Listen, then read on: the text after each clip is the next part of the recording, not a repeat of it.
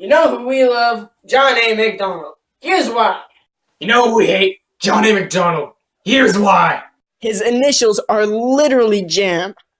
It's never disclosed what the A stands for. What does it stand for? Alfred? Albert? Adolf? Anaheim? Well, it actually stands for Alexander. Alexander the Great, the genocidal madman? Alright, so they were both involved in some ethnic cleansing, but Alexander was quite advanced for his time. Yeah, so he does it then and he's the Great, but I do it now and I'm the terrorist. That's not really related. Anyways, John A. Macdonald was great because he united the country from Atlantic to Pacific. That's a weird way to build a country. That's like if I were going to build a store and I displaced an entire ethnic group. In fact, I have file footage from 1867 of John A. Macdonald saying how he wanted to unite Canada. Let's kill the Aboriginals! I really doubt that's from 1867. Do you doubt my time-traveling ability? Well, okay. Anyways, John A. Macdonald started the Northwest Mounted Police, whom he ordered to stop liquor trade in Brenton due to the effect it had on Aboriginal people. Is that before or after he put them in residential schools? Well, John A. Macdonald believed in fairness. In fact, his second command to the NWMP was to spread the rule of law throughout all the regions in Canada. All he wanted was peace and fairness between the different groups of people in Canada, such as the English-speaking provinces and Quebec.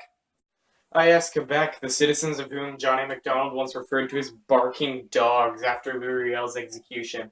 It might be fair to point out that John A. Macdonald was a raging alcoholic, and once in a political debate, threw up on stage. And he's telling other people to get civilized?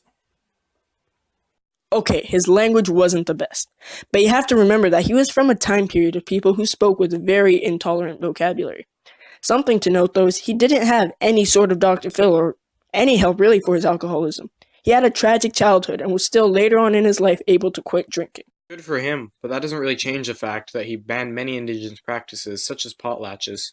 So, he was a party pooper.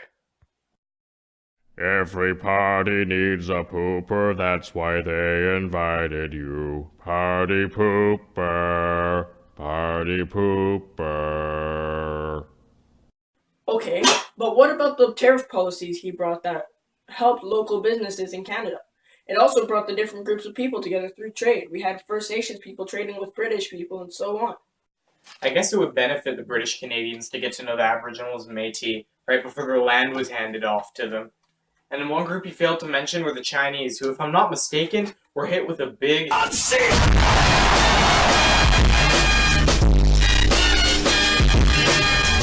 not funny! head tax. I meant head tax. That's true, but it was much worse in the States. In fact, all treatment towards minority groups were worse in the States. So he's better than the worst and therefore good? Well, yeah. Besides, think of all the Chinese workers who were given a job on the Great Canadian Pacific Railway that connected our whole country from coast to coast. Coast to coast, coast to coast, coast to coast, coast to coast. Coast to coast.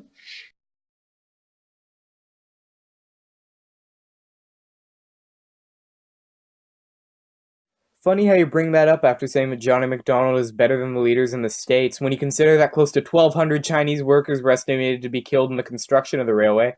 In fact, it seems every time I mention oppression, genocide, or discrimination, you just kind of shrug it off. You'd much rather defend this low-key psychopath. He had Riel hanged and everything. What do you have to say to that? I don't know what to say to that except, well, can't you take a joke? Tragedy over time, you know?